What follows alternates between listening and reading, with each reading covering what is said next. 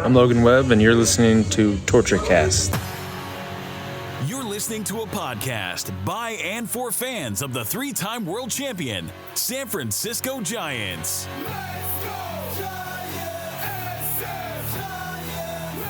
With hosts Chad King and Eric Nathanson. This is TortureCast.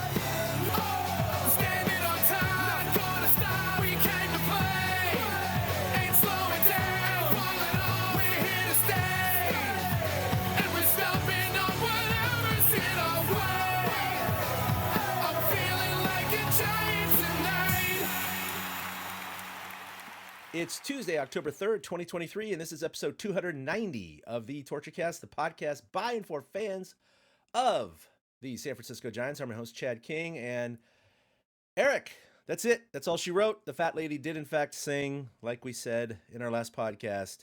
The Giants' 2023 season has come to a conclusion, and no, there was no miracle run in the last week. How you doing, man? Bum, bum, bum. I am mourning the loss of another Giants season. Kapler getting fired was a bit of a twist ending that I don't think we expected. Not that we didn't expect Kapler to get fired, but Kapler to get fired on Friday before the season ended. That was a bit of the twist ending. So it was a little bit shaky to end the season there, but overall, I'm kind of happy that 2023 is in the rearview mirror. I don't know about you, Chad, but I'm ready to move on from this season of baseball. Yeah, the last 2 months were really painful, particularly September, and we'll get into the details. We got a lot to talk about right now because, like you said, so much happened since we recorded last week. I mean, just insane amounts. Nothing good in the sense of, again, the Giants didn't make any miraculous comeback. In fact, they just pretty much fell on their face the last week of the season. So it was no different than the previous 2 months, but they did finish 4 games under 500, 79 and 83. They did dip to fourth place. San Diego did overtake them by 3 full games. They were 6 games out of a playoff position. Arizona and Miami both finished at 84 wins. So actually it was 5 games out of a position. I was more referencing the tiebreakers that they had against the Marlins and Diamondbacks. But regardless, 5 or 6 games, whatever it may be, it's not that much, Eric. We talked about this last year when the Giants won 81 and the Phillies won 87, I believe it was. So it was kind of a similar amount. They finished 6 games out of position last year. When you do the math, that's 1 win a month. That's 1 blown save a month. That's 1 game a month in which they didn't knock in the go-ahead run. It's frustrating, but it really is a lot like Bull Durham when he's talking about the difference between, a 300 hitter and someone who's cut is a bloop here, a seeing eye single here, a fisted one over the first baseman over here. I mean, it really is. And baseball is a cruel sport, and it really comes down to numbers, unlike any other sport. And when you come down and realize the Giants, if they had pulled out 1 more win every month, they would be in the playoffs. That's how thin the margin is. It's pretty astounding when you really break it down like that. Yeah, that's the razor thin margin of everything, though. Every game comes down to that. I mean, I watched the Rays Rangers earlier today, and the Rays made, multiple mistakes in the field, and it cost them the game. And you look at, 5-6 games that the Giants defense played this year where it cost them the game. And that's the difference between, Gabe Kapler managing in the playoffs and Gabe Kapler sitting at a chicken shack. I mean, it's just totally a different scenario. And it's amazing how long the Giants are able to hang in there, though, by completely playing the margins as it is and playing those numbers and saying, well, things are going to shake out. I mean, you remember last time I was pissed off that Austin Slater's like, oh, I didn't realize it was that bad. That's funny. It'll even out. Like, dude, be pissed off. Be angry about it. Like, the playing on the margins and just working with the numbers kind of took that edge off, it seems. And that's what just makes it so frustrating by the end of the season, and why we are talking about this now. And we're going to talk about other teams in the playoffs. And like I said, Gabe Kapler is eating chicken skins. But it's just, such a small between winning and losing every time. I mean, it's not like the Giants were getting blown out 13-5 every night, but they weren't, putting up 10 runs. You can look at so many things this year, and we're going to dissect quite a few of them. But, they didn't score runs, they didn't situationally hit, they didn't do well on the road. So, I mean, those margins become a little bigger when you're just not performing at the level that you should be. Yeah, it's true, and that kind of came to a head. You already mentioned it. Gabe Kapler, surprisingly, well, I should say shockingly in terms of the time, not surprising in terms that he was fired. But to be fired with 3 games left in the season against the Dodgers, that was the shocker. And I wanted to ask you about this because there's still a lot of inference and supposition. And Farhan came out with his press conference on Friday. He talked about some of that again today in this morning's presser. But I think ultimately it wasn't just the performance over the last 2 months, especially that last road trip in which they went 2-8 and basically killed any chance that they had. Uh, I think a lot happened in the last couple of weeks that we were aware of, but I didn't recognize as being a red flag. You mentioned it last podcast when we were talking about will Kapler and or Zaidi be back because they both have contracts for 2024. I said I think both of them will be back. You said I think Kapler's going to get fired. So you are totally nailed that one, but you didn't think it was going to happen Friday, did you? Oh God, no. I Yeah. mean, you and I immediately started texting on Friday when it happened because it was such a surprise. You have to wonder if some of the wheels started in motion ahead of that. And I threw the theory out to you, and I'll throw it out here. That Cap probably went to Farhan looking for where his place was, and Farhan was like, "Well, I'm going to unfortunately have to have a fall guy, and you're going to be it." So Yeah. Cap's like, "Well, all right, great, see you later." And Farhan said, on Friday after it happened, not that it happened just like that, but he said he was told that changes need to be made. And basically the bottom line is either Farhan decides I'm going to fire myself or he fires the manager. And that's why I called it at that time. That's why I saw it coming, Mm-hmm. is because it's just the way baseball's always been. It's the way any sport's been. Yeah. You know, uh, yes, Kapler was handed a crappy ass roster, but Zaidi is not going to fire himself for putting together that roster. He just can't. That doesn't make any sense. It's No. going to take Larry Bear and Charles Johnson to fire him. So Kapler becomes the fall guy, and that's where I saw it coming. But to have it Friday, something had to have triggered it. Something we don't know about. Something behind the scenes. That's No. the only explanation I have for it happening early. Otherwise, I think it would have happened Sunday immediately after the game. So Kapler's known for being pretty tuned in to social media and news accounts and everything like that. He doesn't talk about it often, but rumors are that he is very much tied into that stuff. He kind of knows the buzz going on. And I think your theory about him going to Zaidi could have some merit, especially considering what happened in the previous couple of weeks. Not just the performance of the team, of course, but some rumblings from some anonymous sources from the team, players talking about how Cap just wasn't a leader in the sense of he's a hands-off kind of guy and lets the clubhouse police itself. And that is actually very acceptable by most players in a good situation, in a winning situation. But in a losing situation, a lot of the veterans didn't appreciate that. They thought that maybe he needed to be more of a leader.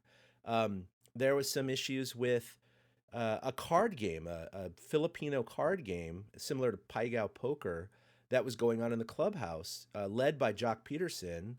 And that seemed to be a very important after game thing, no matter wins or losses. They were playing reggae music, a lot of Bob Marley after losses. That was like their theme song for losses. That's weird, right? So it's a lot of That is Buffalo weird. Soldier going on in the last couple months, I'll tell you that. And Team full of potheads. yeah, and so there was a lot of again anonymous quotes from players talking about how Jock and other players seemed to care more about the poker game than the actual game itself. They weren't looking at the scouting reports, who was pitching the next day. They just kind of seemed to tune out and just be on cruise control. I went to that Sunday night baseball game against the Braves last month, and I didn't think anything of it at the time. But when I went in the clubhouse after the game, sure enough, there was a table out Jock Peterson, Luis Matos, and two other players, I can't remember who they were at the table playing this Filipino card game. And they were into it, Eric. I mean, into it. They were yelling, cursing, slapping cards down. I'd never seen anything like it. Again, I didn't think much of it. I just thought, oh, it's just guys blowing off steam and having a good time. But I didn't realize at the time that's been happening every single game in the clubhouse, and it's become a distraction to a lot of the other players. And I remember reading last week that they were crowding around someone's locker for a post-game interview, and one of the reporters bumped into the table, and Jock shot that reporter a look like, dude, bro, like you're messing our game up, you know? And that was published. So, there's those instances as well. And then the performance of the team. And then you had Logan Webb a couple days before. He just came out. And I don't have all the quotes here. Actually, I do. I have some of them here if I can find them. Yeah, the Logan Webb ones, the ones you're here about we to, go. that to me was the nail in the coffin. Exactly. And this was what really became, and this was the day or two before Zaidi's interview on KMBR, right? So this is Logan Webb in the San Diego series. Quote, "There needs to be a standard of how we play baseball here. It's one of the first things I learned when I first came up. I got to play in a clubhouse with Bum and Buster and Belt and Craw, and there's a standard to playing San Francisco Giants baseball. I think we haven't done a good job of that. I don't think we have a set standard of winning every single day when we come here. It's not saying that we don't try to. I don't think anybody in here is not trying to win every day, but to me, we shouldn't be coming in every day trying to win. To me, we shouldn't be coming in every day to win. Well, no, I think you should. I think that's a misquote there. There should be an that's what it is. There should be an expectation to win. There should be a brand of baseball that we play every single day and who we are as a people and what we do in the clubhouse." There's a lot of thinly veiled statements there, totally chastising not only the players, but perhaps the manager as well. He didn't explicitly say it, but it was kind of like, you kind of read that. And then, Zaidi's on KMBR the next day with Copes and Tolbert, and he was asked directly, will Kapler be the manager in 2024? And he didn't say yes or no. He did this whole song and dance, and he basically ended up saying that, we're not sure, anything's possible, blah, blah, blah, to something to that effect. And so that got social media buzzing with Webb's comments the day or two prior, then Zaidi saying that on Thursday, right before the Dodgers series. Everyone was like, whoa, wait a minute here. Even Zaidi didn't commit to Kapler. Holy crap, he might be gone by the end of this. Oh, no, he's gone tomorrow. Never mind. It was just like, and I wonder if all of those media reports and that feeling of uneasiness and some vitriol and whatever finally got out. And if it finally got out, maybe it was Kapler reading some of those comments and going to Zaidi, or Zaidi just finally, the Webb comments were the nail in the coffin because they just signed Webb to that 5-year contract extension. He's a leader in the clubhouse. He is a man of few words, but he chooses them carefully. He is the face of the Giants right now. And so I think all that just came together, and it was like, oh shit, the thing's on fire. We got to put it out now. I mean, Webb clearly has emerged from this entire thing as quite a leader. Yeah. The things he has said, the points he has made without making them, like he's managed to speak without speaking. He's done all the right things. And, everything that you just mentioned is a clubhouse that's in chaos. Every example is a clubhouse that is not one unit, not put together. There's no Hunter Pence in that clubhouse who can't wait to get to the ballpark the next day to play for the guy next to him. There's just nobody in that clubhouse like that anymore. And that's the kind of thing they're missing. And that's where the manager comes into play because, frankly, he's the guy who's supposed to be pulling you all together towards the same goal. And if Cap allowed things to get to where they were, then that's part of the issue, which, adds to legitimacy of the firing and not just him being a scapegoat. Yeah. Everybody says the old, well, what else was he supposed to do with this roster? Yeah, great. But why, when they get eliminated from playoff contention, does all this stuff start filtering out? it doesn't happen on winning and well-run ball clubs. It happens on dysfunctional clubs, and the Giants are a dysfunctional ball club right now. And firing Cap and moving on to someone else is one way to change it. Now, will Farhan actually change anything because he's speaking the same crap that he's been speaking for the last 5 years? Yeah. Who knows? But they're gonna try to change something. I was so disappointed by Farhan today. He basically said he said the same things he said last year. We're going to try to get more athletic. That's the big quote right there. You We're just know, going to try to get more athletic. Really? That's what you said last year and the year prior, and you didn't at all. We're going to get better defense. Really? You were the worst defense in baseball for like 2 straight years. It's not hard to get better when you're last. Yeah. It's like, come on, and guys. they still didn't do it. But he took no accountability. No accountability. Everything that he said, it was either a little bit of cap or the players didn't perform or yada yada. No accountability. I am so out on Farhan at the moment because it doesn't sound like he's going to variate from his plan. So that's why I say, yeah, firing Kapler is a change to make a change. Let's see if he actually does something with it. And I have no idea who the candidates are just yet. I'm sure we'll get into talking about that at some point. We will. But I mean, to hear all this clubhouse crap come out, Logan Webb doesn't say these things if Cap has control of that clubhouse. You don't notice that. That's when you're there. If it's not, it sounds like those guys, Jock Peterson and whoever, were more interested in getting into their card game than they were in whether or not the Giants won or lost. And I'll bet that possibly is true for Jock, but that shouldn't be true for Luis Matos. That shouldn't be true for another young guy. You don't want to see Blake Sable in the middle of that. These guys need to know how to learn and win. And so Webb coming out, again, pointing to Webb being a great leader, him pointing out, this is not what the Giants organization I came to was built on. I don't see us still looking for that same goal. That says something. And, it's a really big reason why. And like you said, Kapler's savvy. He saw the writing on the wall, and so he may have gone in to see what's going on. And that could have led to it being Friday instead of Sunday. I heard speculation that Crawford's day was Sunday, so they didn't want to step on that. And I don't think that was necessarily an issue. I think they would have given Gabe the boot after the game anyways. I just found it weird that Cap wasn't there for the Willie Mack Award or for Crawford's final game. Crawford was going to only play for 2 managers in his whole career, and now he has 3 with Kai Correa. That's right. It was weird because I did hear that theory floated out there, and I kind of bought into it in the very beginning, but the more I read and really tried to formulate, kind of my own opinion about this, I realized that, yeah, he was a distraction after Zaidi's comments, after Webb's comments. There's no doubt about it. And he was getting asked about it all week. I was saying he was reading social media. They asked him about that, some of those complaints in the clubhouse. And Kapler read it all, and early last week he referred to some of the anecdotes about post-game soundtracks or card games as, quote, a smokescreen. So, Kapler was well aware of all this stuff.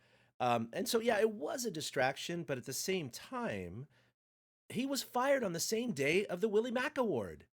To me, it's never happened. That firing absolutely overshadowed, which, by the way, we haven't even mentioned here. Tyro Estrada got the Willie Mack Award. And think about that. We didn't even lead off the podcast with something like that, right? I feel bad for him because he was completely overshadowed by the firing. And that kind of bled into Sunday. It abated somewhat. And Crawford was celebrated appropriately for his maybe last day. We don't know. In fact, Crawford was on with Tolbert and Copes yesterday, and they asked him about that. They said, so are you playing baseball again? Is this really the end? And he said, yeah, I still don't know. Well, then why did we do yesterday? And he's like, that ceremony was a, quote, just in case. That's what Crawford called it, a just in case. So even Crawford is being sly about it now. He hasn't even made up his mind. But anyway, more to the point, yeah, if Kapler was still the manager and he was fired today, I don't think it would have distracted from Crawford's ceremony. It certainly wouldn't have overshadowed the Willie Mack Award like it did. So I don't know, man. That was just weird. Right. I don't know if it was just like that's why he didn't want to answer questions for 3 more days about it, and then he just wanted to pull the Band-Aid off. I don't know. Yeah, and that's something we may never know because I'm not sure Cap will share it with us. Because he's who he is. You know what I mean? Kapler is not going to change for anybody. He's who he is, and that's obviously not the right fit to lead a baseball team. Right. They talk about it in football all the time. When a coordinator gets elevated to the head coach position and he's like a deer in headlights. Perfect example, the guy coaching the Bears right now. Nobody even knows his name, forget it. So, it's that kind of thing, though. Certain guys are better in certain roles. So maybe Cap is better staying in the, player development role that he was in with the Dodgers. Clearly he did a good job at that. And that's why Zaidi wanted to work with him as field manager again. So maybe he needs to stay in that lane because he's not changing who he is. He's not, going to turn into a flip the spread guy. He's not going to start screaming at guys when they're not performing. He's not going to start doing that kind of stuff. And the Giants obviously need somebody who's a little more of a taskmaster. So, I mean, it kind of makes sense. It's just weird that, like you said, it all became a distraction. I didn't watch the game Friday night. I didn't watch the game Saturday. Sunday, I tuned in. I tuned in at the beginning of the game Sunday when Crawford took the field alone. I watched it live. And then I hung on and watched his first at bat. And then I went and watched the Bears blow it. And then I went back and I watched Crawford get pulled from the game, and definite goosebumps and tears over here. I welled up because, it's truly the end of a championship run. Because, like you said, we don't know what's going to happen with him, but clearly he's not going to be on the field for the Giants next year. So, that's why it's just in case. But, so all that stuff, like you said, that stuff came back on Sunday with Crawford. But, like, I didn't care about Giants baseball for a couple of days. I would have tuned in to watch the Willie Mac, but I was so exhausted from you and I texting, me talking to the Giants chatter guys, getting on the, socials to get everything. I was so tired of the Giants by the time the Giants game came around. I didn't care. I didn't care anymore. And so you're right. It was more of a distraction doing it on that Friday than it would have been doing it even Sunday after the game. I know. So Farhan screwed that up, but let's be honest, Farhan's screwing a lot up. So, I'm trying so hard not to just turn into that guy's like, oh, I hate everybody who runs my team, and trying so hard. So we'll see how this offseason goes. But I mean, Kapler got fired. We didn't see that coming in April. That's not anything we would have projected. I don't think we had any discussions about this whatsoever throughout the season. I don't think Kapler getting fired came up until our last podcast. Do you remember us ever even thinking about this? No, not at all. In fact, I was about to say that I've always been behind Kapler. I actually do think he's a decent manager. I do think that, and that one article on ESPN or MLB that, said the Giants have the boring brand of baseball and how can they even be playoff contenders? Because at the time they were. It wasn't Tim Kirchin. Who was it? I can't even remember who it was. We just talked about it last episode. But it was one of the National Baseball writers. But they pointed out that as far as getting the most out of their roster, the Giants were very efficient in pinch hitting and defensive swaps and everything like that. Not saying they were good overall. They were just good at that kind of computer analytic, swapping kind of thing. So, they did well at that. And I have no doubt in my mind that, at least, okay, this is my opinion. If you had an old school manager go in and just manage by gut, traditional kind of like, all right, you're playing all 9 innings here, and I'm just going to remove guys when I feel like they're tired, the Giants would have had a worse record. There's no doubt in my mind. I think that Kapler and company squeezed as many wins as they could until they hit the wall, out of that lineup. That said, there is a time and place for gut moves. There is a time and place to not go with the analytics. And that's where that manager savvy comes in. I'm a numbers guy. I'm a scientist. I do believe in numbers. There's no doubt about that. And, for all these people who I keep hearing out there that don't have, they don't believe in analytics. And they're, oh, why is the computer making the decisions for them? I just want an old school manager. Do you know Casey Stengel and all these guys would kill to have the data that they have today? Right. The spray charts, the batting average against for each pitcher, what pitches they hit, what zones they're cold in, all of those things. Are you kidding me? Like, they would kill for those data because that's what they managed with. They managed with the limited amount of information they had, and most of that was either on paper or memory. That's the way baseball used to be. Oh, this guy throws a screwball. My guy on the bench has a tough time with the screwball. Okay, I'm not going to hit him. That's analytics right Yeah. there. I don't care what you say. That's analytics. It's just a different type. It's a different manifestation of analytics. And then they were talking about this one story that I think it was it Farhan that told the story? I can't remember, but he was talking about Brandon Crawford and how they didn't have Kai Correa. Oh, it was Kai. I'm sorry, you're right. It was Kai Correa in the pregame dugout meeting, and it was fantastic about Brandon Crawford when one of the pitchers came up and they didn't have any data on him because he's not a regular hitter. And Crawford basically took over and said, "Yeah, this is what he does," blah blah blah blah, and it was all from memory. And it was a wonderful story. He told it so well.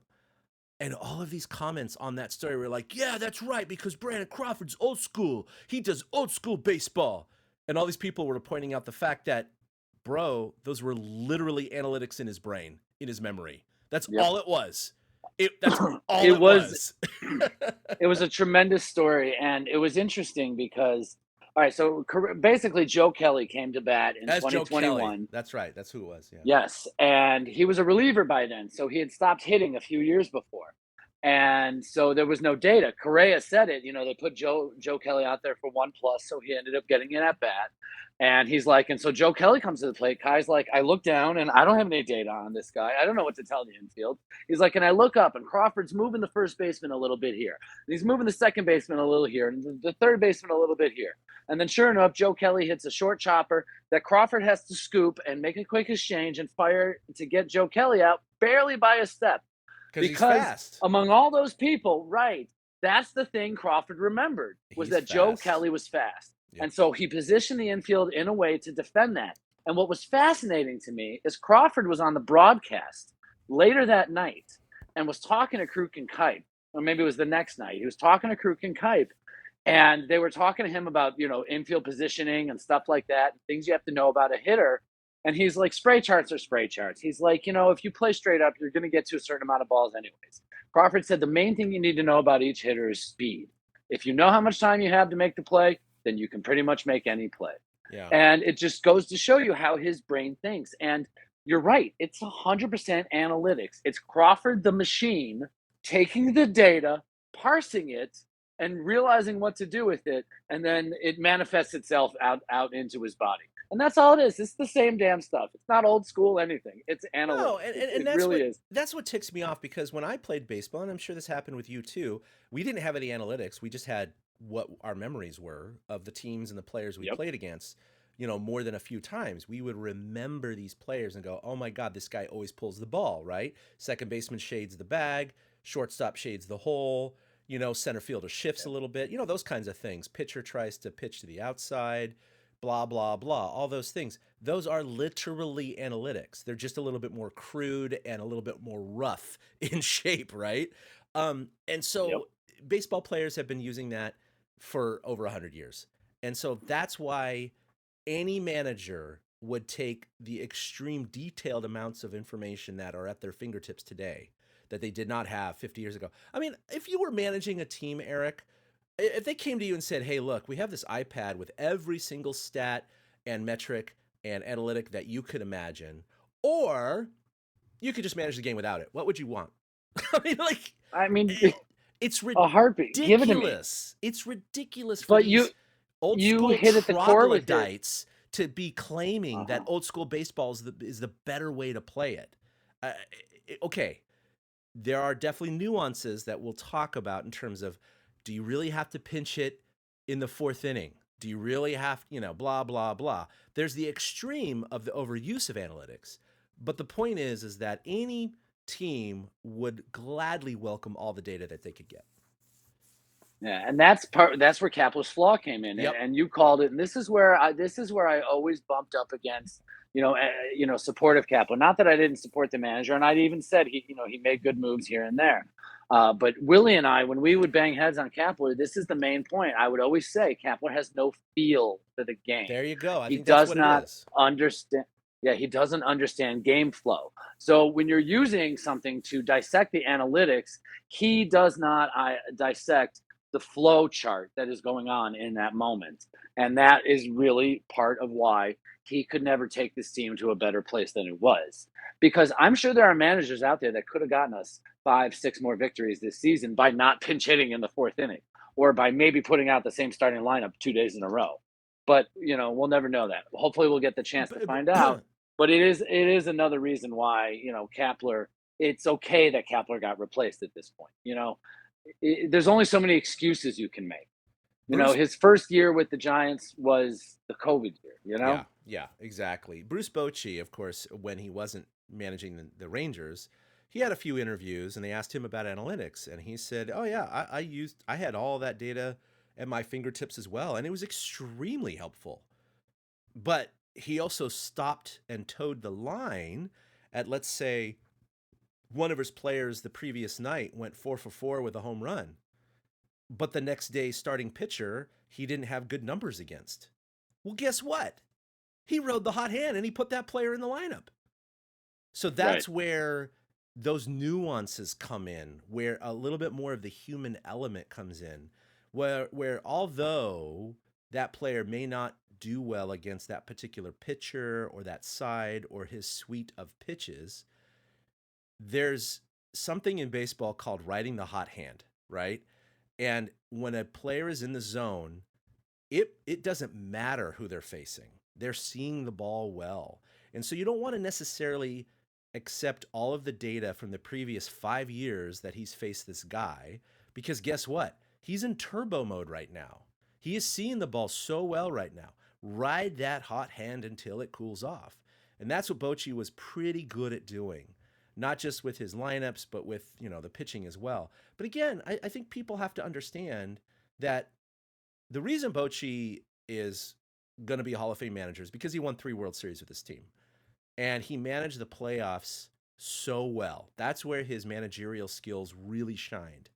But when you talk about the overhaul of the regular season, I think everyone has to recognize Bruce Bochy had a losing record as a manager of the San Francisco Giants. 2017, 2018, 2019 were all worse records than what Gabe Kapler had this year. Okay? So no one was calling for Bruce Bochy's head over those 3 years. No one. Because he was writing the sentiment of like, well, he's brought 3 World Series to us. What is he going to do? He's got a crappy roster. It is what it is. You get Kapler in there and everyone's calling for his head. And I feel for the guy. I'm not saying he should have kept his job. I'm just saying that his managerial record with the San Francisco Giants is above 500, right?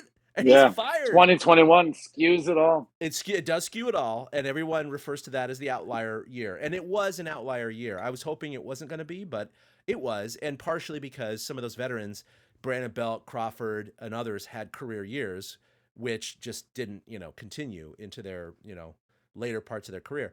So, again, I think all these people get so romantic about managers like Bruce Bochy, like Dusty Baker, like Roger Craig, and go, they're old school, they know how to manage. And it's like, okay, I'm not arguing that. What I am arguing is the results, right? Dusty Baker never won a World Series.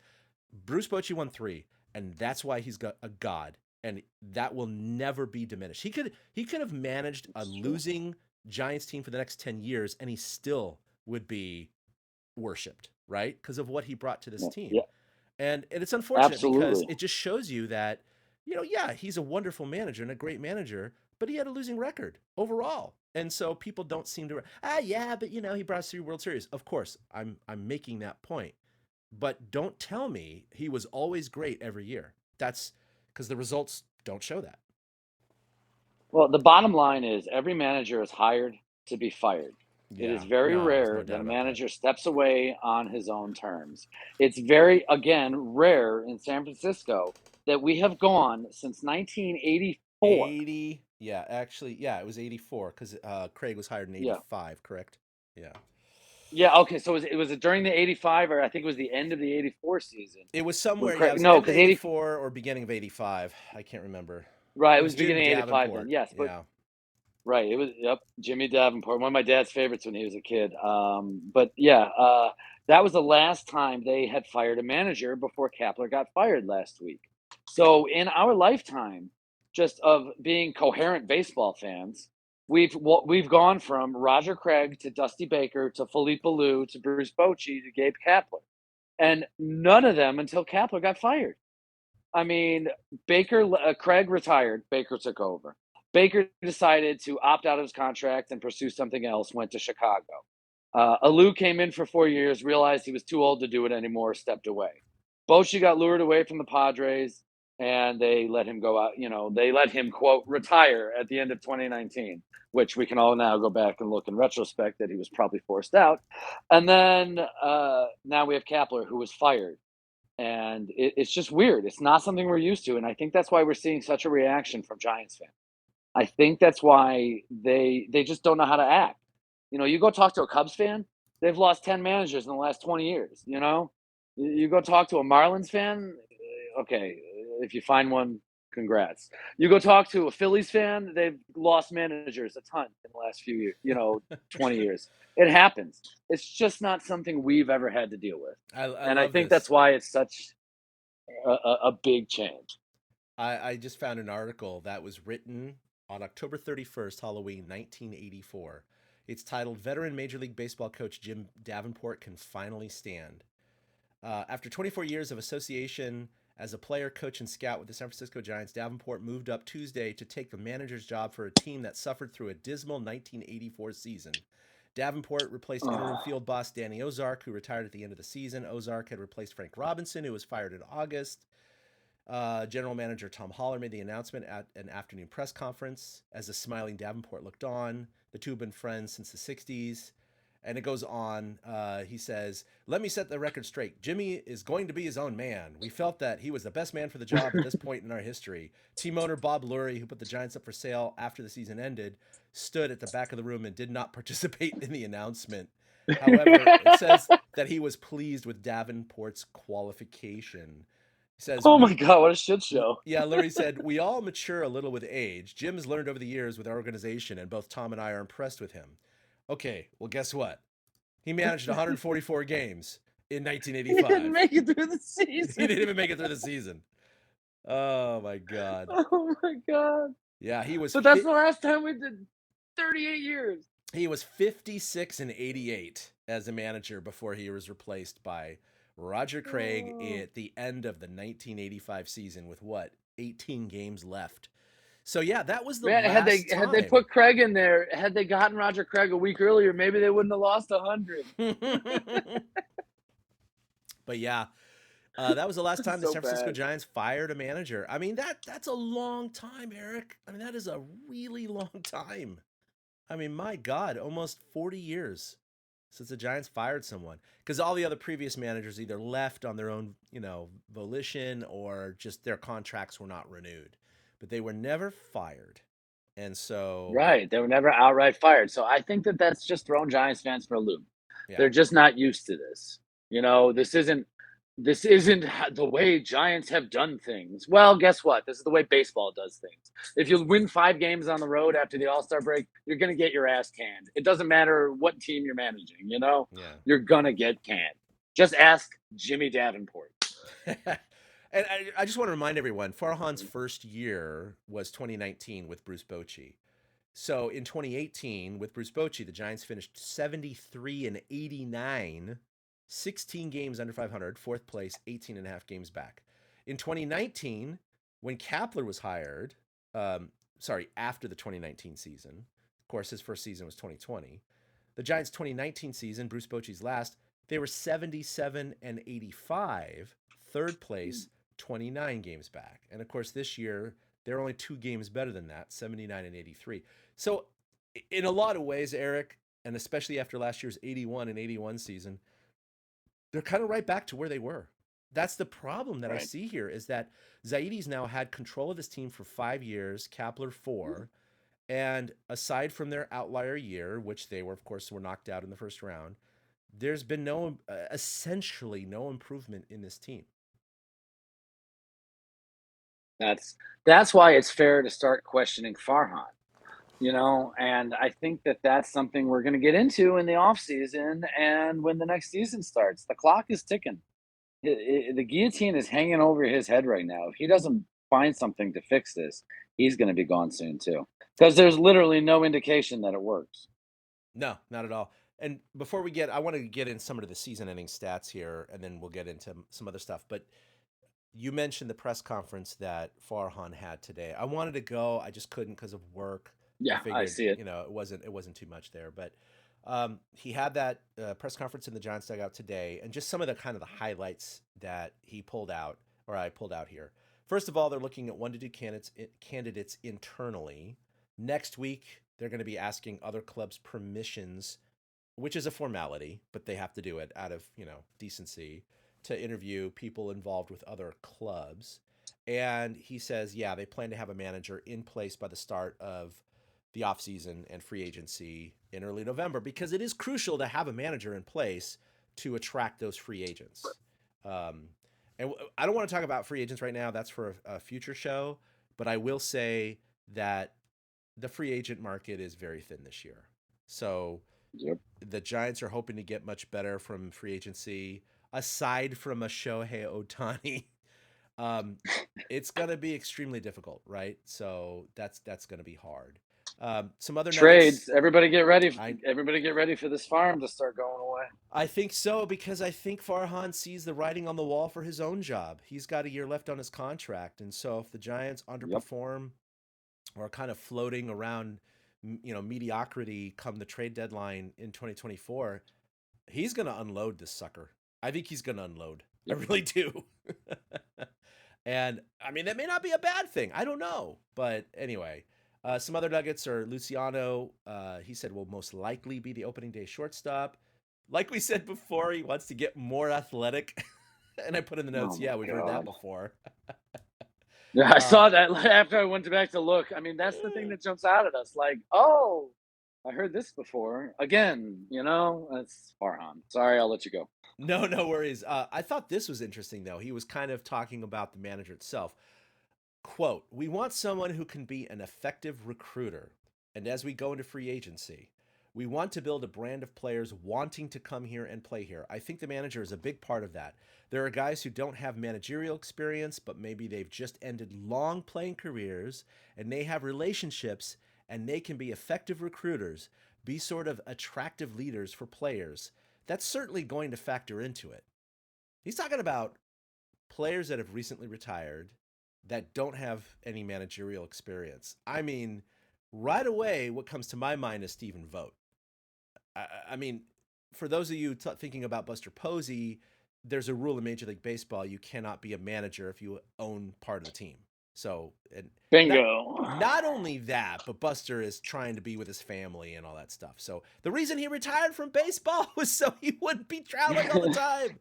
So of course he's not going to But go to be manage. fair, he just moved back to the Bay to be more of an owner. But no, it's not possible. Buster would have to sell off his shares in the ball club to Yeah. even consider it.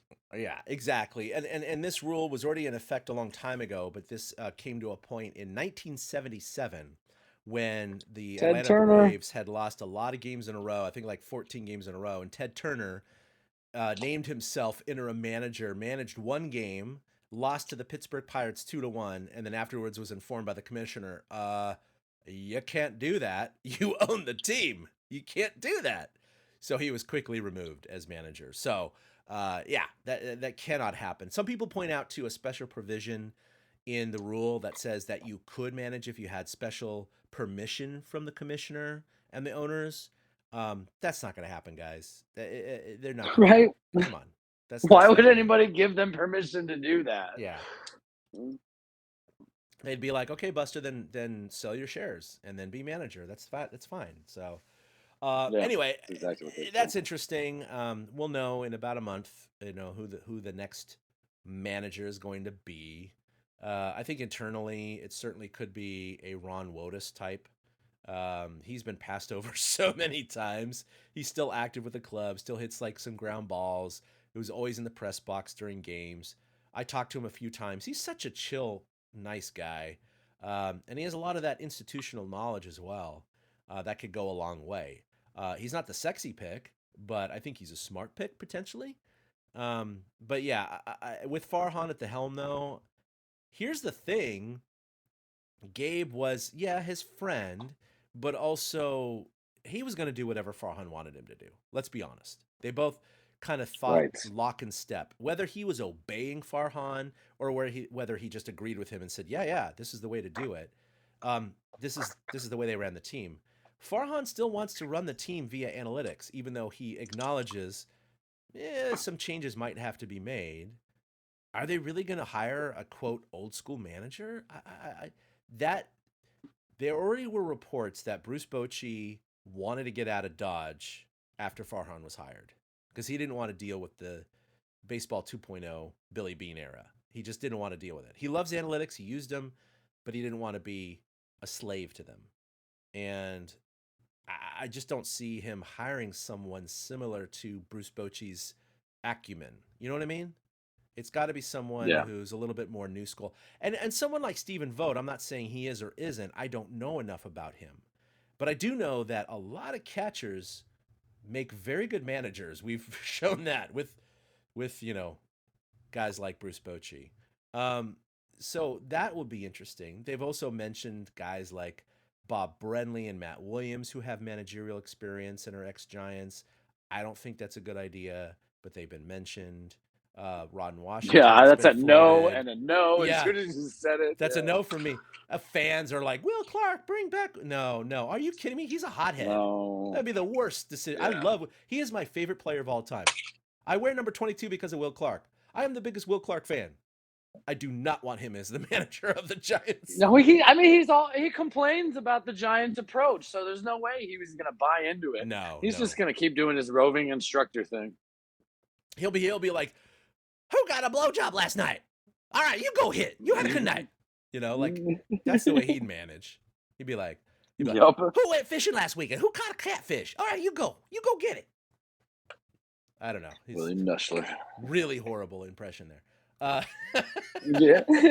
Sounded like a teenager hitting puberty. But the fascinating thing, though, that you're bringing up is that Farhan feels, the need maybe to bring in a young, unproven manager. I mean, does that mean because proven managers don't want to come play for an organization that's running things like this? Yeah. So something to consider. I think the other elephant in the room is it's a desirable job. Don't get me wrong. It's a very desirable job. A historic franchise, most wins in all of Major League Baseball, blah, blah, blah. We all know those things. I think the manager that accepts this position also has to understand that the general manager and president of operations himself has a very short leash. And if you fail in 2024, if Zaidi goes, you might go too. So it could be a situation where you're not entering a stable situation. You're entering a very volatile situation where if you don't produce right away, you might go with the GM. And that's what I think that could turn some veteran manager types off. That's why I think might see a newer manager, someone who has very limited experience because of that reason. It's like, I love the Giants. I think it's a great job. Just not this year. You know what I mean? Yeah, and we've seen that. We've seen that in different sports and different teams. When you got a guy who's a lame duck GM, which is not Farhan, he's a lame duck president. Yeah. You don't know what's going to happen next year, so you can't really commit yourself. I mean, who wants to move to get fired a year later? So yeah, I agree with that. There's a lot of stuff that went wrong this year, though, so it's going to take a lot to fix it. Yeah, it's going to take a lot to fix it. So in the last segment here, I kind of wanted to talk about just some of the season-ending numbers, some of which we've referenced already, but just to kind of highlight a lot of those holes that the Giants really faced this year. And to be honest, when you look at these stats, finishing 4 games under 500 doesn't seem that bad. It really doesn't. I mean, it's like the Giants really were bad, especially in the last 2 months. First of all, just kind of doing the math. It's really frustrating. Starting July 19th, just after the All-Star break, they were 13 games above 500 at 54-41. They had the 3rd best record in the National League. They finished the season 25-42, 17 games under 500, with a 218 batting average overall. Even they started August at 59-49, 10 games above, still only 2.5 back of the Dodgers, and they were 1 game up leading the wild card. They still started September 70-65, 5 games above 500, tied with Arizona for the last wild card spot, still securing a playoff position. I mean, that's just insane. Yeah, They were still tied. It's a collapse. That was September 1st. They were still tied for the last wild card spot on September 14th, Eric. Like, honestly, part of me is like, is this the Mandela effect? I don't remember this happening. Because, like, I thought they were out of it for like a month. No, they were in it 2 weeks before the end of the season. They were 75-71, tied for the last spot. But that was the last day they held that spot. They finished. Oh my God, that was the day where, like, I think the Reds were up there at the same time or something. Yeah. They went 4-12 after that point, which is bad. So here's the alternate reality Giants. If the Giants went only 26-28 after July, they would be in the playoffs. If the Giants only went 31-36 since their high water mark on July 19th, they'd be in the playoffs. That's what's sad about this. The level that they needed to achieve after those high water marks were below mediocrity. They were below 500, and they couldn't achieve that. That's how big of a collapse this was. And this isn't even addressing the majority of the losses happened on the road. I think they were, 6-30 in their last 36 or something like that. I mean, I don't have it here. I had it and I forgot to write it down. But the road woes were absolutely unreal. And again, if you look at the road record, because their home record was okay. It wasn't fantastic, but it was okay. The road record itself is what destroyed the Giants. And even Yaz and others, and Kapler himself, they asked him point blank, why are you guys so crappy on the road? And they're like, we don't have an explanation. We don't know. Because they weren't like that in the first half. Why could they win on the road in the first half and then just suddenly not win in the second half? But they could win at home in the second half. That's what's so weird about it, is that the losses weren't split a little bit more evenly across road and home games. They were like all on the road. And they couldn't answer that. I can't answer that. I don't think anyone can answer that. I don't know if it's just weird statistics, a weird anomaly, or if there's something to it. I mean, I even heard that they're going to take a look at, they're really into sleep science and travel statistics and all these things. We're going to look at everything and make sure that everybody has their most optimum sleep and this and that. Whatever. That I don't think that had anything to do with it. The travel wasn't any different in the first half. You know what I mean? And they were fine. Right. It was yep. So really weird numbers from the Giants, like just an absolute monumental collapse in the second half, but particularly on the road. And I'm at a loss to figure out why. I just don't understand why. Well, I mean, that's the problem, is we can't figure out why. And, every factor that we've talked about as to why Gabe got fired is really the why. That's acknowledging that, Gabe's the scapegoat in all this. It totally shows that when you have a failure like this, some things to be accountable, that they don't know what the problem is, but they have to start by removing this portion of the problem. I mean, it's ridiculous that you can look at the road. Okay, so after the All-Star break, they went out and won 5 straight on the road. You remember they had that 10-game road trip, and they went 5-5 because they won 5 and then lost 5 straight. Yeah, but starting from that is when it was that series in Oakland. It was the 2-game series in Oakland, and then they went to LA for the Angels and lost 2 out of 3 there. So they lost 4 out of 5 on that road trip, and that was the start of the end of the road trip, or the road success. Well, I mean, to be fair, I guess what you can really point to is their lack of hitting and lack of run scoring. Because even in games they were winning, I remember talking about this on the last Torture Cast or the one before it. where, the Giants have won, a few games lately, but look at them. Yeah, it was during this stretch. It was exactly during the stretch I'm looking at. When they beat Boston 2 out of 3, they won each game on a walk-off. Then they beat Arizona 3 out of 4, and Yep. every game was 4-3, 4-2, 1-0. So it wasn't like they were ever scoring a ton of runs or doing anything. So, lack of execution is what it comes down to. 218 hitting. I mean, you can't point to why it all happened on the road. I mean, nobody can really account for that, but it is very weird. I think we're going to remember this year for those stats that you just mentioned, with how bad they were on the road and how bad they hit the last 2 seasons. Again, I'll reference a previous episode of ours. We talked right before August. We said, okay, this is going to separate them from the big boys. Yeah. We'll see what happens now. And they died. They really did die. I mean, they ranked dead last in the big leagues in runs over the final 3 months of the season. They set a franchise record for strikeouts. They ranked 19th with 174 homers, 67 fewer than in 2021, when they really did the same thing in terms of pinch hitting and all that stuff like that. They stole just 57 bases, not only 15 behind the next closest team, but 16 behind Ronald Acuna. Yuck.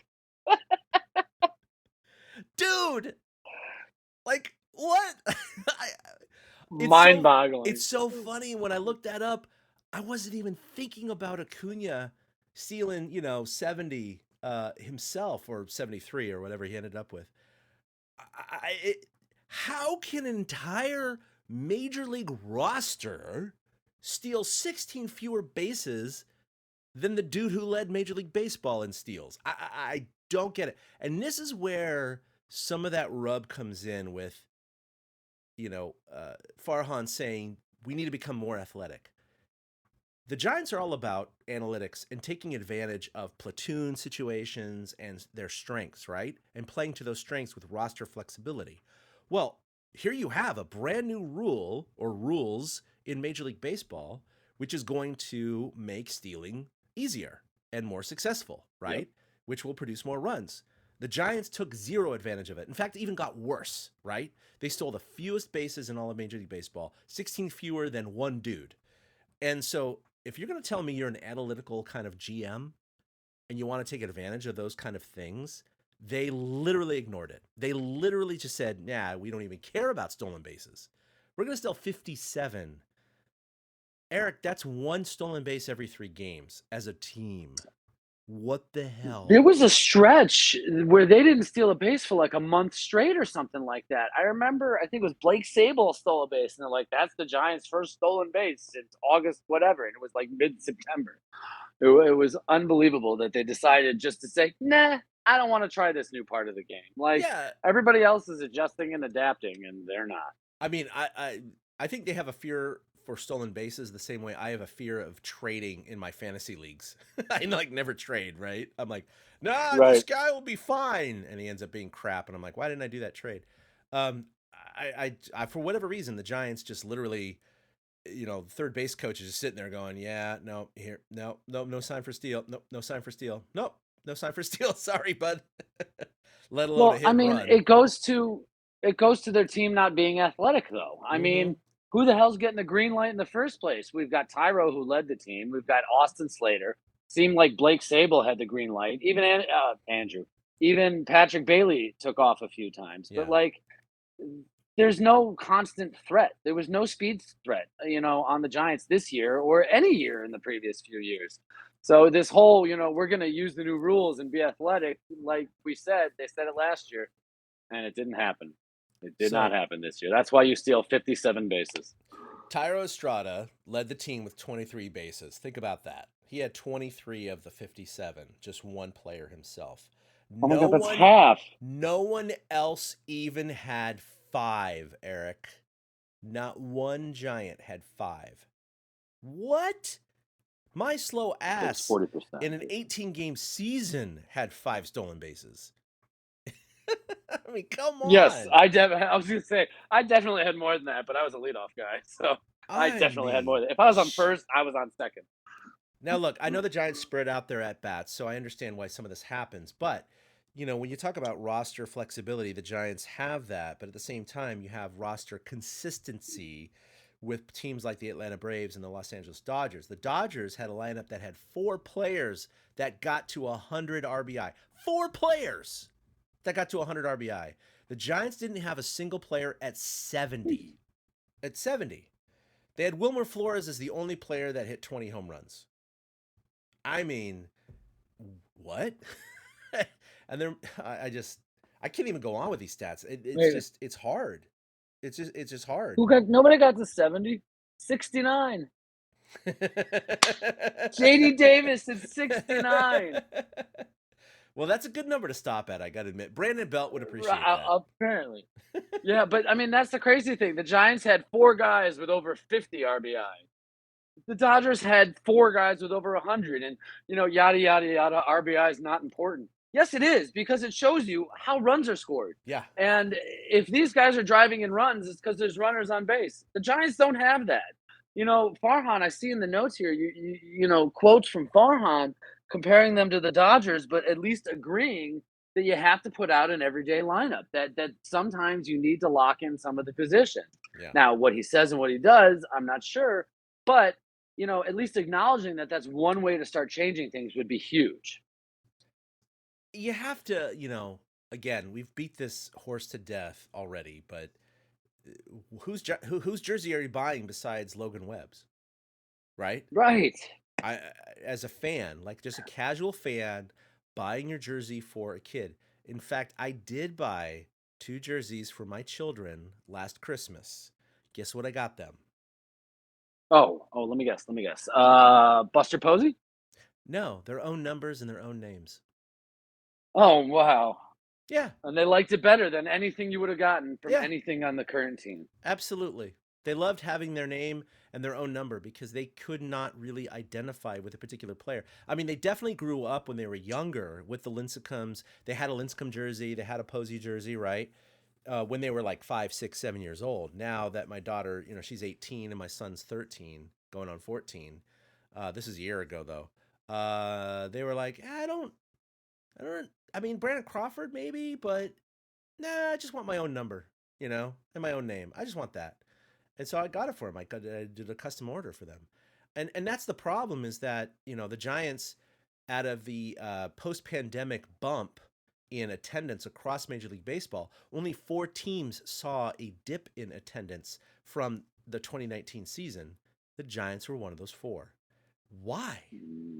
Why, Eric? I mean, when most of Major League Baseball sees a surge in their attendance, the Giants saw a dip, a major dip too, not like a subtle dip, a major dip from 2019. And I think that absolutely during a season directly ties to this. Right, with the rules changes during the season, with the rules changes, which is what you're kind of nailing on. These games are shorter. The pitch clock works. Yeah, these really things are happening all across baseball. Ratings are up, attendance is up, and then there's excuse me, and then there's San Francisco just doing the same damn thing over and over again and expecting different results. Let's just keep hitting 218 and expecting different results. Well, I mean, it's amazing that they did not take advantage of a single one of the new rules. That's from a fan perspective. Look, I'm a fan and a pseudo journalist, right? Because I'm not going to call myself a journalist. We all know this. We're a fan podcast.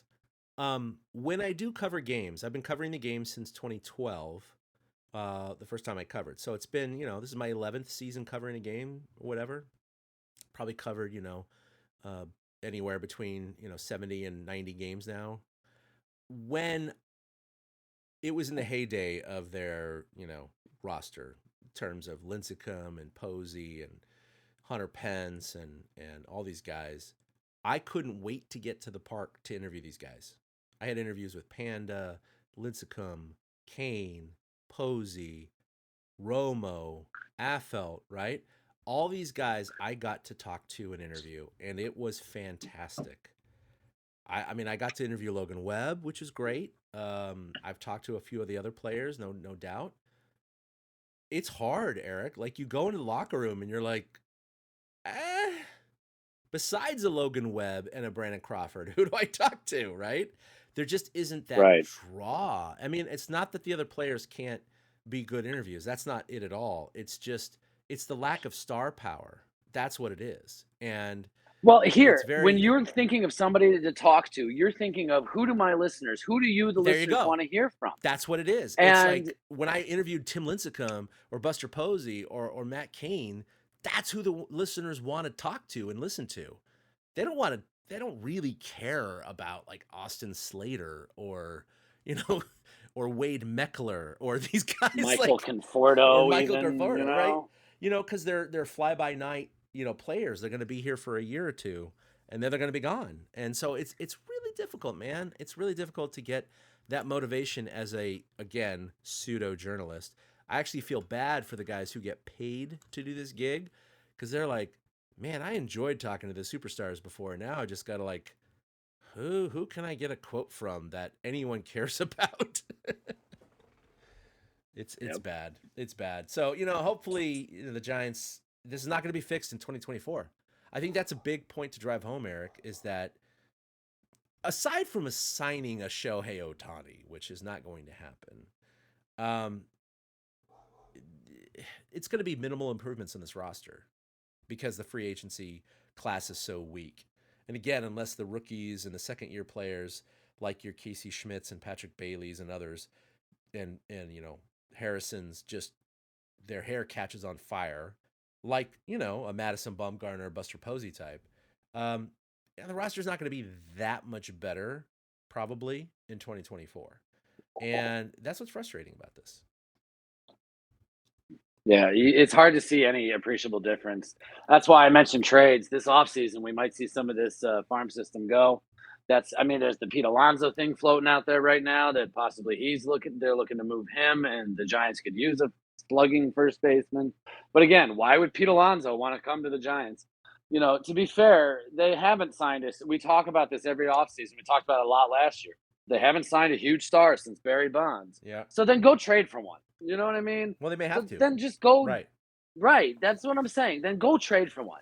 You know, I'm tired of hearing that you can't sign the big guy. Then go make a big fucking trade, put on your big boy pants, and say, look, I need to clean out my cupboard a little bit. I love all these minor leaguers, but maybe you can have 2 or 3 of these guys, and I can have your big bad superstar. I mean, just fucking suck it up for once, Farhan. That's really what I'm hoping happens this offseason.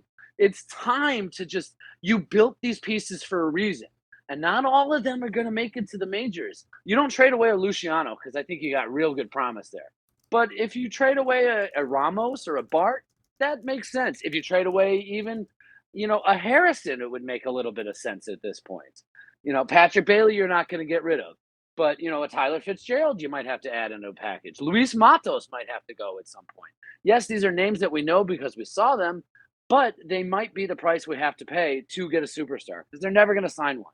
You know, Barry Bonds is not walking through that door. It's just not going to happen. So that's what they got to do differently this offseason to try to change that.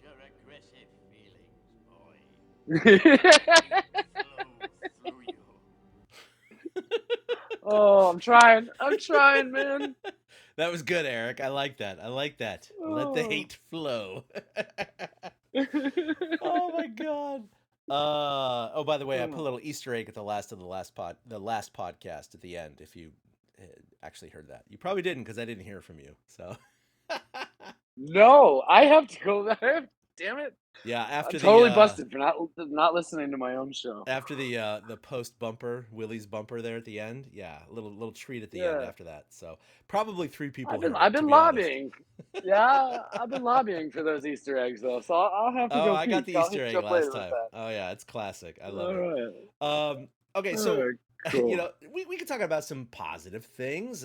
Look, Wilmer had another fantastic year. I think he has 1 more year left on his contract extension. Play him more next year. Oh my God, please play him more next year. Okay, I don't know what else to say. Camilo Duvall, despite some of his struggles, led the National League in saves, which is weird considering their lack of wins. And then Logan Webb led the majors in innings pitched, which is antithetical to their the way they pitch. But again, he's kind of the unicorn of the bunch, right? And even Gabe Kapler recognized the fact that he is the unicorn of the bunch. I mean, he let him pitch 9 innings that last start against the Padres, in which they won 2-1, right? And he even put a couple guys on base in the 9th inning. I thought for sure Gabe was going to yank him. He didn't. I think at that point Gabe was like, "Well, our season's over anyway. I don't want to get I don't want to get hate for leaving or taking him out, so I'm just going to leave him in." Yeah. Well, that was the last time all season I cheered for success. I remember that night. My wife made fun of me that night because I was like, there was the play that was made in the 9th to make it easier for him to get out of it. I was like, yes! And then I really reacted when he had the complete game. And she kind of poked fun at me for that. But that was the last great moment that we had of the season. You know, Crawford was a sentimental thing. It wasn't joy for joy's sake. And Webb brought us that with that last bit in the season. He was a positive this year. Alex Cobb is another bright spot this year. He was named to the All-Star team for his first time. You know, he and Webb really do seem to play off each other well. I mean, we've got the 2 best ground ball pitchers in baseball on the Giants pitching staff. So when Cobb is healthy and, you know, finding the zone, that's a good thing. So I thought he was a real good positive this year too. And Patrick Bailey just coming out of nowhere. You know, Joey Bart was thrown into it. Roberto Perez. Think about that. We started the season with Roberto Perez. Roberto Perez until he got like that shoulder injury. Exactly. Right. And Patrick Bailey finished it out. And in the middle, Joey Bart. If Joey Bart doesn't get hurt, we might not know about Patrick Bailey. So I was really pleasantly surprised with Bailey. And I'll even give Blake Sable some credit for a Rule 5 pick that was forced to stay on the major league roster. He was. He's a fantastic. Good utility man. He really is. Yeah, he had 13 home runs this year. I mean, you know, and hit well above 200. So you can't ask more for a Rule 5 guy, you know, because 200 is like apparently the Giants like. That's not the Mendoza line. That's their like former 250 line. That's like their average. It's the Farhan line. The Farhan line, right? I know we need to wrap up here soon, but you know, the one thing I can say is, if you are Kai Correa or any other Gabe Kapler coaching staff hire, I think your days are numbered, and you know that's unfortunate because usually the managers come in with a large majority of their own hires. And this is a hugely analytical group. Kai Correa seems like a great guy, but let's be honest, Eric. He's not, even though he was mentioned as being considered, he's not going to be your next manager. No, not at all. And maybe we don't need 22 guys, 22 people to coach the team. Maybe we can scale it back a little bit. Maybe 11. They hired an overabundance of coaches, right? Now, I know that if Alyssa Natkin is not going to be extended, there's going to be a little, you know, social justice banter about that, but I don't think it's anything personal. It's whatever. So no, at some point the job was going to end. You know what I mean? She's not going to be the coach of the Giants for 50 years. I'm sorry, guys. It's not gonna happen, right? And she's not going to be manager next year either. So whatever. Brian Bannister. Now he was a professed pitching god in the Giants system, and look, the Giants have had huge success at pitching reclamation projects. And there's no denying that. The Giants have done an exceptional job at plucking these kind of over-the-hill, had bad years pitchers because he's been critical in the analytics of saying, okay, what pitches did you succeed with? That's what you're going to pitch. We're not going to force you to throw a pitch that you don't succeed with just for the sake of variety. If 2 of your 4 pitches are your best pitches by far, guess what? You're going to pitch just those 2 pitches. I don't care if you can't throw a changeup. If guys hit 300 off your changeup, you're not throwing the changeup, right? That's what he was really good with. He left voluntarily to go take a position with the Chicago White Sox. So that's a huge, huge, huge loss from the Giants director of pitching. So that's going to be big. As we get into the offseason, though, you know, look, free agents are Jock Peterson, Brandon Crawford, which, again, you know, his retirement was a kind of a just in case. Alex Wood, Jacob Junis, Perez, Brebbia, John Brebbia, and Alexander. You know, I don't necessarily see any of them coming back. Maybe a Brebbia type, but that's about it. Oh, come on. You don't think Alex Wood's going to come back? He seems so happy here. Yeah, that was not sarcastic by Eric at all. Um, Oh my God, that I guy know. is so happy the season's over. No, Wood is out like a light. He's like peace out, bros. Arbitration eligible is Mike Yastrzemski, J.D. Davis, Austin Slater, Tyro Estrada, Lamont Wade Jr., and I put Rogers, and I can't remember if it was Tyler or Taylor. It's Tyler. It's Tyler because Taylor's on the 3-year, $33 That's million right. deal, Taylor was so just it's signed to the Tyler. 3 year, so it's Tyler. So hopefully Right. he stays with the team. I love Tyler. I do. He's got the funky submarine. Like, keep him. He's so valuable to this Yeah. team. He gives a different look. Team Most option. of the bullpen seems like Yeah. right. No, absolutely. The bullpen. I mean, look, they started the season really rough, but they ended the season actually not too bad, to be honest. No, Alex Cobb's well, got you a team called it option. though. What's that? I was gonna say you called it though during the season when they were doing all these openers. You're like, at some point these guys are gonna run out of steam, No, they did. and that's probably part of why August and September were so bad. No, they did. And, we looked at the opener record at one point was 12-4. It was like, And we're like, right. wow, this is working. And it's like, yeah, it is working right now. And I think we both knew it was the cards were waiting to fall, basically. Well, The house of cards that's was what I'm waiting to fall. saying. At that time, yeah, that's exactly what I'm saying. At that time was when you were like, it's going to come back to bite them at some point with, Yeah. using all these pitchers and all these innings, and it totally did. So you called that. Well, with Tampa Bay and other teams that have employed the opener, it can work in limited situations, in emergency situations, there's no doubt.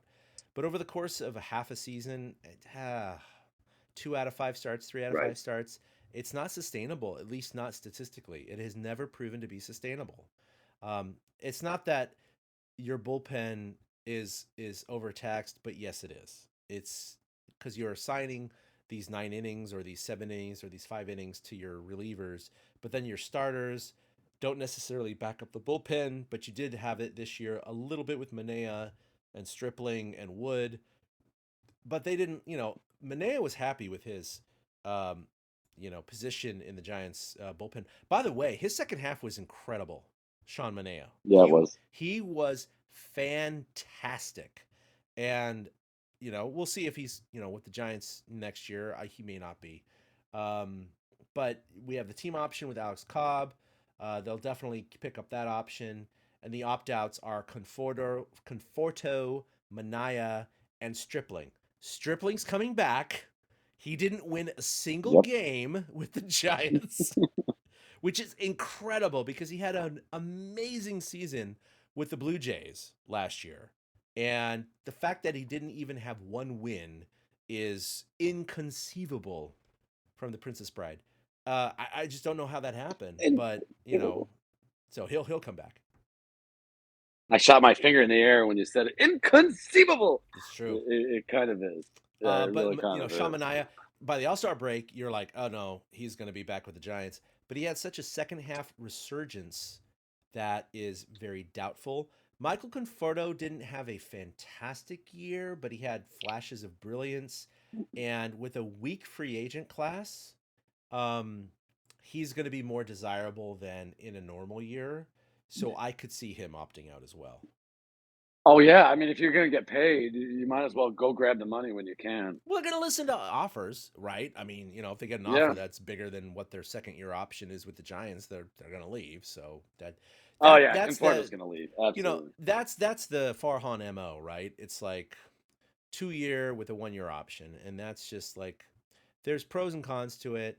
The con certainly is you lose out on guys like Kevin Gosman and others, but you lose out on the roster consistency. That's the huge thing. It's like, okay, you're taking a gamble on a guy that's going to produce for 1 year. He produces for 1 year, great. Now he's gone. What are you going to do next year? Like, there's no roster consistency, and it's just frustrating. You can't do this every year and hit a home run with every single player. It's just not going to happen. Because even if you did succeed in that, Eric, then every year those players are going to leave, and every year you have to sign a new guy to a 2-year option. And how long can you sustain that? That just seems like we're going to find out. Yeah, I mean, it's a crappy way to build a roster. That's all I'm saying. I don't Yes, like it is. I don't like it. It really sounds like we need a completely separate hour one of these days to discuss whether or not we think Farhan is even the answer for the Giants front That's office. true, right? Because we have a lot of questions right now. And look, there's a lot of shitty teams in the majors that the Giants are not. So we got to thank our Right. stars for that. But then we have like the Dodgers. They've won 11 out of 12 NL West pennants. Like, come on, like it's stupid, Eric. It's like, thank God they've only won one World Series, and that was a asterisk World Series at that. But the point is, they have the roster consistency every year to compete. They have what you need in the playoffs. Does it always succeed? No, clearly. The Giants have been lucky in that the few times they got in, they went all the way. But that's a lot of aberration. That's a lot of mumbo jumbo, managerial hocus pocus luck. It really is.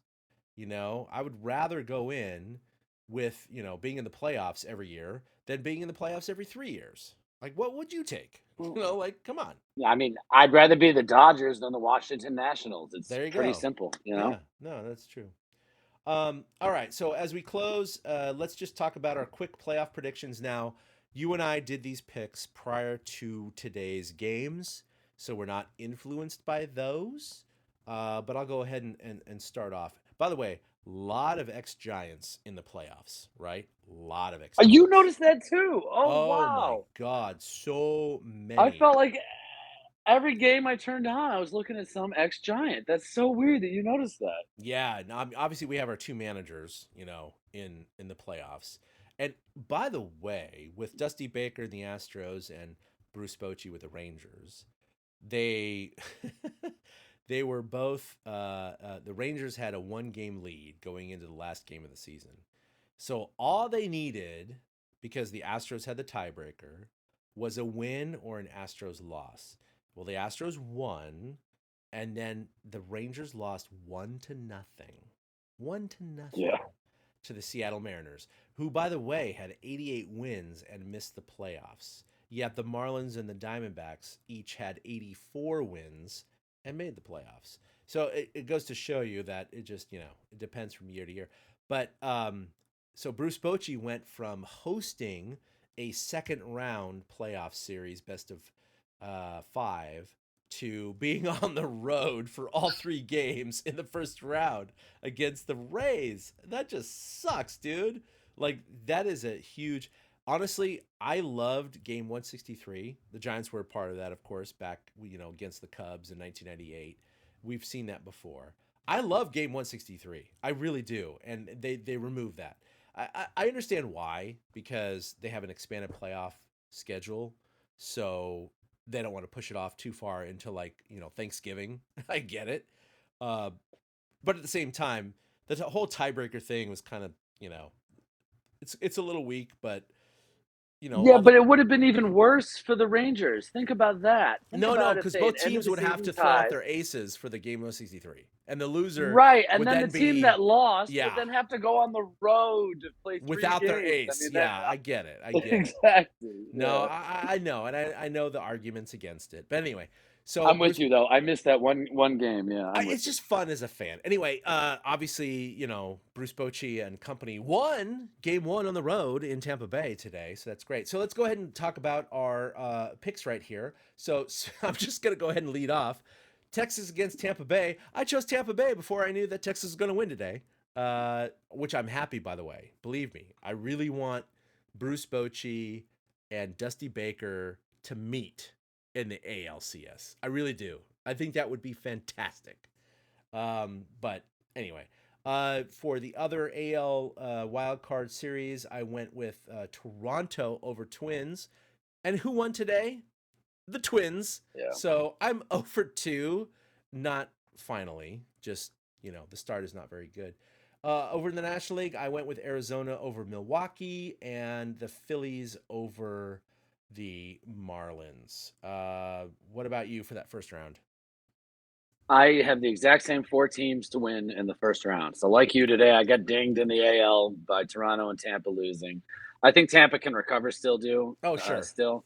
And, and in the NL, I have Arizona over Milwaukee. I just think Arizona is better than Milwaukee, and Philly. They've been there before, and Miami. Nobody knows how the hell Miami got in the playoffs. So I still don't. I they're think not that's a going. misprint. I think that they just bought their way in. Yeah, I don't understand how they got there. I don't get it. it's very they winning lottery tickets. So moving on to the next round, then it would be the Diamondbacks versus the Dodgers and the Phillies versus the Braves in the National League. So I'm going to go out on a limb, and I'm going to take the Diamondbacks over the Dodgers. I think the Diamondbacks are this year's Phillies I would for a love moment. that, by the way. I really would. Yeah. For the moment, they're this year's Phillies by taking out the Dodgers in the NLDS. And I think the Braves take care of business against the Phillies in the other NLDS, again, despite the Phillies being a very, very strong club. And then the American League, I have Houston beating Toronto, but I have Tampa beating Baltimore. I think Tampa is just so much more experienced at this. They are there year in and year out, Yeah. and Baltimore is, kind of on their first trip to the dance in a long time. So I think that the ALCS will end up being Houston against Tampa, and the NLCS will be Arizona against Atlanta. Yeah. No, I think those are, legitimate, picks. And, the thing is that with the best of 3 in the first round, like we just highlighted, anything can go, even best of 5. I mean, my God, the Pirates could beat the Braves in the best of 5. So, we really Right. don't know about We it. have 4 elimination games tomorrow. Think about that. We already have No, 4 playoff elimination games tomorrow. How cool is that? no, it's true. And so, yeah, I went with everything that you went with, except for Baltimore. I chose over Tampa Bay. They're the sexy pick. I get it. Tampa Bay, definitely. You make a great point that they have all of the playoff, history and experience. But yeah, I'm going Houston, Baltimore, Dodgers instead of Diamondbacks, and Atlanta over the Phillies. And so for the championship series, I'm going Baltimore over Houston, and I'm going Atlanta over LA for a Baltimore Atlanta World Series. What about you?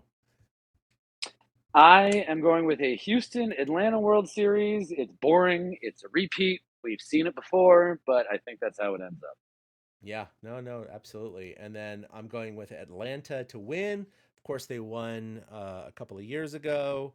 But my God, that team is just, how many guys over 30 home runs, 100 RBIs, Ronald Acuna. They won the World Series, by the way, without Ronald Acuna. Remember that? Yep.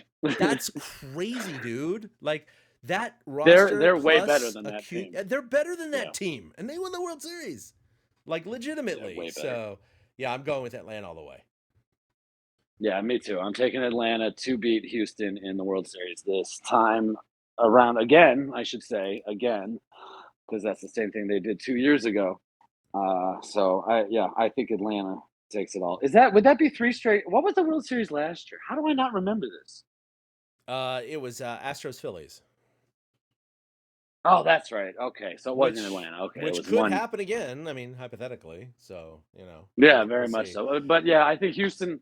I think Houston makes it back. They know how to do it, but I do think Atlanta vanquishes them this year. Like you, I just think Atlanta's the most complete team. Every time I've watched them play a game, it's just they're relentless. They remind me of those teams that just keep coming at you.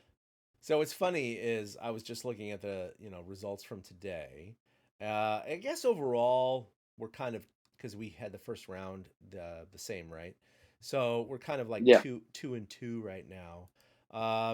Let me bring this up. Here we go. So we had the Rangers beating the Rays 4-0, taking a 1-0 lead. We had the Twins beating the Blue Jays 3-1. Taking a 1-0 lead. We had the D-backs, which we both predicted, taking a 6-3 lead over, or win, and a 1-0 lead over the Brewers. And then the Phillies beat the Marlins with Zach Wheeler. More. Ouch. Uh, Yeah, at I at the totally noticed helm. that tonight too. I I'm like, know. Zach Wheeler's in the playoffs I and we're know. not. Come 4 on. to 4-1 over the Marlins, and so our prospective teams are 2-2 so far in the playoffs. Yep. So we'll see what happens, because obviously winning 2 in a row is not very difficult. You just have to win 2 in a row. So anyway, It's going to be fun, man. We'll be back in a couple of weeks, I'm sure, to wrap up the first round and maybe the ALDS and the NLDS. Eric and I will get together and talk about that. We have so much to talk about in terms of the Giants' managerial search and what they're going to do in the offseason. And so many things could happen in the next week or two that we just can't even anticipate. So we may be back in a week. We may be back in 2 weeks. We don't know. Depends on the news cycle and our schedule. But boy, this was a meaty podcast, Eric, and I'm glad you were here for it. Because it would have been tough alone. I would have just been beating my head against my microphone, just like water. Yeah, exactly. Water. No, I hope our finalysis is good for everybody else. The podcast by and for fans of the San Francisco Giants. That would clearly state every time. Yeah. Right. But that's all right. No worries. Some people don't enjoy it. That's fine. But it's good to do another season. As happy as we are to have the season over with, it was nice to have TortureCast to go through one more time. And I'm with you. If there's a manager hiring, emergency pod it is. We're going to have to figure out a way to talk about a new manager. So if a new manager is hired, you can be assured we'll come up with something within the next day or two right after it. So, just thanks to the listeners for hanging around all season and all that jazz. Yeah, we name ourselves TortureCast for a reason. And here we go. Case in point. Anyway, that'll do it for episode 290. You can follow us collectively at TortureCast. You can follow us individually at ChadK21 for myself, at 2outhits for Eric with the number 2. You can like us on Facebook and, of course, follow us on Twitter. Eric, obviously you have Giants chatter going on. Nothing else, no coffee in the cove or anything like that. So anything else you want to tell me? No, it's time to retool. Folks? Yeah, time to retool. Time to retool the podcast, Eric. By the way, I'm going to have a meeting with you after this podcast. There's some news I want to give you. I understand. You need to get more athletic and better defensively. I totally understand. We're going in a different direction. We want to be more athletic. Anyway. That's what I'm saying. Yeah. You got to skew younger because Chad and I are going to die someday. Yeah, right. We have some young people at our heels here. Oh, wait, no, we don't. Anyway. Nope. That'll do it for episode 290. We own this podcast. We can do whatever the hell we want with it. Thank you for listening this whole season for 2023. I know it was disappointing in the end, but I hope that we brought you a little bit of joy, a little bit of comfort, a little bit of humor and analysis and everything else. And if not, well, go listen to something else. I don't care. But we love you guys. And we'll be back in a week or two, and we'll get into this hot stove season, talk about the playoffs, talk about the moves that the Giants are going to make, and hopefully get into 2024, which will be our 14th season? That's crazy. Wow. Our podcast is a teenager now. That's insane. It's entering high school. I know. That's weird. That's as old as my son, basically. All right. Well, for Eric, this is Chad signing off. We'll see you in a week or two for episode 291. Until then, have a great week. Boom. A big thank you to everybody for listening to the TortureCast, the podcast by and for fans of the San Francisco Giants. Follow us on Twitter at TortureCast. You can also like us on Facebook or check out our blog at torturecast.com. I also want to say thank you to Ashcon and Bailey for letting us use their song Feeling Like a Giant for our intro. For Ben Lee and Chad King, my name is Willie Dills saying, we'll see you next time.